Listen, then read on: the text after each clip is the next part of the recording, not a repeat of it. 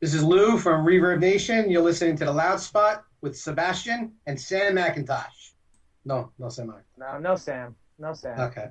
I'm supposed to be executive producer, but somehow I got sucked into doing interviews with him.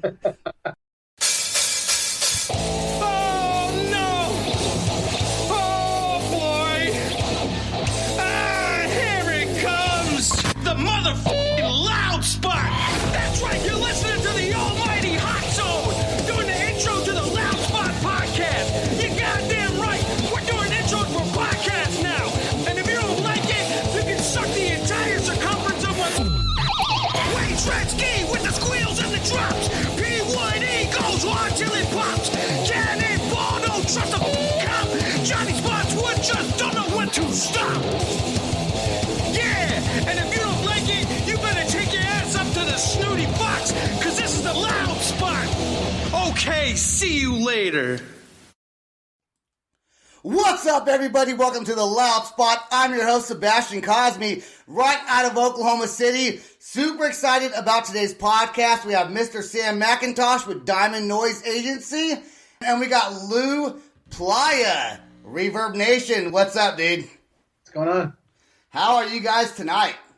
I'm cold. Good. Cold. Sam's out there traveling the world right now, or traveling the United States, and Lou's not cold. He's super warm and comfy looking in his in his New York City flat. Hey, I got to thank you for the compliment you gave me earlier about I got a great voice. I think my voice sucks for this, man. No, I love it. I think it's good. It's like funny. Oh, I got a funny voice. Yeah. No, it's good, but it's like you're like, this guy's gonna be funny. Yeah, but unfortunately, he does have a face for radio, so it just works out. Yeah. I do want to ask you. So you live in New York. You live in not in New York City, but you live in New York State. Long Island. Yeah, Long Island. Long Island, and the headquarters for Reverb Nation is in North Carolina. Yeah. So long before COVID happened, you were already working from home. Yeah, I've been working from home for like the last 4 or 5 years. Do you ever go to North Carolina to visit the headquarters? You know what? I only go there like probably once or twice a year. We talk every week. We'll chat every other week. They're all the tech guys and they're all the business guys. And, you know, I work with just a couple of us in the music side of things, you know, dealing with the artist. And I pretty much deal mostly the industry. I don't deal that much with the artists either. So when you go down there to North Carolina, do you ever go there like fucking because you got to fire somebody? Like you're like, no, not me. No. I have even though I started the company, I have other partners, and luckily one of them is the boss. Oh, so you don't got to deal with it. No way. What is it like knowing that you got like 3.5 million bands or however fucking many bands it is on Reverb Nation? It's way more than that now. It's we got a little over 5 million now. I was gonna say it's probably closer to 6 million bands. Do you ever go? Pretty whacked. Do you ever go on there and listen to some of these bands and like shake your head, or do you go on there and be like, these guys are actually pretty fucking cool? It's both. I mean, to be honest, we got, you know, I'm not gonna lie. If you got 5 million bands, there's probably 4.9 million of them that probably won't be millionaires, but a lot of them can make a good living out of it. Probably not 4 million of them might not be able to make a good living out of it. They're all better than me, I'll tell you that much. They're better than me too. I remember you sharing a story about a girl who was not making it in the United States, but her fan base was overseas, and she Tori. Yeah, Tori. There you go. Tori Sparks. Yeah, so you told her, well, then what are you doing here? Get over there. Yeah. And she's doing very well over there. Yeah, she's doing amazing. I think she came from Nashville, and like an Americana type artist. And then she's like, Lou, I use Gig Finder on Reverb Nation, and all my fans look like they're in Spain. I'm like, so go to Spain. She has not come back. It's been like 10 years. Why would you? I mean, it's Spain. You're like, yeah, you know what? Yeah. United States is so, it's laissez-faire. And now she's like huge. Now she does like late night TV shows, and then she's like on the Leno show, like the Letterman show. Actually, neither one of them are around anymore, right? They're retired already. They're retired. Jimmy Fallon is late. Hey, John Belushi's not on Saturday Night Live anymore. I heard he had this problem with cocaine and died. Nah. I learned that from Sam, actually. So Sam's has taught me a lot about you got to play where you're known. And I didn't know that. I used to be in a lot of shitty bands when I was younger. And I think by the time he started Reverb Nation, I was already not doing music anymore. I was already done. Like, I tried. Now you're doing shitty podcast. Now I'm doing shitty podcast. That's all I got left. But as a band, most bands don't realize you need structure. You need to know where your audience is, and technology that we have now helps us do that. You can look at stats and see where you're played. But how hard would it have been? Because you were like the VP of Atlantic Records or something like that, right? Yeah. So back when you were there, how hard was it to find out where a band's main audience was? Yeah, it was kind of crazy. We actually, if you go back like late 80s, early 90s when I started. Many moons. Crazy. Many moons ago. It was like, when Lou had hair. When I had hair. I'm getting it there, guys. I'm getting it. Just trying to hold on. Back then it was crazy. We would have to call, not my department, but A&R guys would call up stores and say, what's selling? Because that's your only base was, if a band an unsigned band came through Boston and they did a show or they were on the radio, they got a few spins in Boston, and if the CDs or actually albums or whatever were flying off the shelves, that's the band you want to sign. That's the only really data you had. And then we used to fudge it. It was all fake. Yeah. We'd send 60 promo copies to the stores and mark them as sold, even though they weren't sold. Bring up the numbers. Charge the band. Remember, you charged the band for breaking.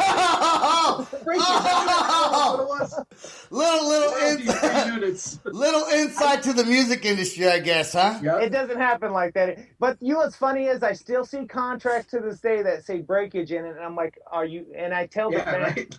Hey, tell your lawyer this needs to be redone right here. You're not doing breakage. You're not. I used to go out with a girl that was signed to Atlantic Records. I was just telling my wife this, and she actually had more. She had negative sales, so we shipped like 25,000 albums out, and like 30,000 came back. all the promo units came back. Yeah. I just fired that marketing guy that probably their end cap or the design was not working. Yeah, exactly. You're like, you're gonna have to take off your shirt, honey. That's probably so I can make some money, dude. Yeah. So I went on Reverb Nation earlier today to check it out. I'm not in a band, and I really wasn't into the music scene again until I started this podcast, and COVID kind of got me into it, right? Got me going back to my roots. So I went on Reverb Nation. I was like, I wonder if they have podcasts on there. So I typed in. No, I know that already. I know. You don't have to shake your head. I had no. Yeah. But I went on there, and I was like, well, let me type in podcast under search. If you've never typed in podcast under your own website, you are missing some weird content, dude. Like there's some weird, oh my God. Yeah. Like some weird automated thing and like, okay, do it. He does this with porn as well. So yeah. I go to Pornhub.com and type in a podcast. and see what happens. Well, I got nothing else to do, right? I might as well. Dude, so going on YouTube, and I was like, let me look up Lou Plaia, and I wasn't sure how to say your last name 100%. Mm-hmm. And I'm sure, and like my last name, it kind of looks like it could be Playa or whatever. I'm sure you get a lot of that. When you are going to concerts, okay, you go to a concert, and there's like, it's thousands of people there. When you walk out from backstage or wherever you're from, do you automatically get called by different interviewing companies, or is that always planned? No, I never really planned anything. Pretty much. You just kind of play it by ear. Yeah. I saw one concert you were at where there was a girl who kind of leaned up on you. She was talking with you, and I didn't know if they're like. You're talking about conferences. He goes to a lot of conferences. So. Yeah. Oh, I know. You're talking about Ariana, the girl Ariana. That was Yeah. Yeah. I didn't know. I don't think it's going. Hey, Louie, come over here and do this little interview real quick, because I didn't know if being who you are, if people just kind of recognize you and just want you to kind of go over there and you just kind of randomly walk over that way and just talk to whoever has the microphone. I think this is how you get Lou to come over. Up, really. You have his favorite beer and say, "Hey, Lou, there's some free food and beer over here." That's it. That works. We will be there in a heartbeat. We will. We at the conferences on panels. It's like shot of whiskey or a beer, and I'm going to your show tonight. Yeah. Is Reverb Nation still sponsoring tours? I mean, I know there's no tours right now because of COVID. You guys are done doing that. Yeah, we never really sponsored anything. I think the first year or two, we sponsored a couple of little tours. We did one with Rehab, actually. That was probably Rehab. the only real name, established band that we did anything with. Yeah, right. That's right. But we've never done anything since because there's too much legal shit and insurance things that we'd have to get, and we're not good at it. We're not producers. We're not event people. So we stay away from it. What about just doing like in-kind sponsorships and maybe, fronting money for advertising? That's it. Yeah, we never even do that either. It's weird because as long as you attach your name to something, even if it's just a sponsor, even if there's no money changing hands, if something happens, somebody sues everybody, every name on there. Yeah. And it's just not worth it for us to do it. We don't really get much out of it. So yeah, and I think we can probably take the biggest thing from these past couple of years is Kevin Lyman and Warped Tour and having to deal with that whole shit show that because bands can't behave themselves or they can't act. But you also have the other side that says, "Hey, we're rock and rollers, man. Right. We don't, But it's like, yeah, but we're also a business, and we can't have craziness happening, and we can't be your mommy and daddy." And then of course we had 2 years ago the Indiana State Fair and that whole deal, and everyone that was included in that. And I know that's one of the reasons why I kind of stepped back as a promoter in my region in Vegas and Phoenix and Yuma, Arizona, where I actually live, in San Diego, because I just don't want to deal with all the little things that could go wrong, and then you're just stuck in a legal battle until you're broke. So has Reverb Nation, since you guys first started till today, because of that whole scenario, has your company as a whole kind of shifted direction and changed from the original plan of what you had wanted to start? Yeah, I think when I first came up with the idea, I wanted it to be more of a social network, more fans and artists. Okay. But I'm not a technology guy, and I'm not necessarily I'm not really an investment type guy. And I didn't realize if you wanted to create a fan site, like a Facebook or something like that, you need like billions of dollars, not millions, but billions. We raised, like whatever it was, $10 million and stuff like that. We've probably spent investing wise. And that's nowhere near enough to start a fan company. Right. So we kind of segued and said, you know what, we'll have fans on the site if they want to come, but we don't have a lot to do for fans. They can create a playlist here and there, listen to music, but we're strictly an artist services site. We've done a really bad job of saying that. like you go to our website, it's like, wait, I see charts, I see features. Are you trying to tell me what bands to listen to or what?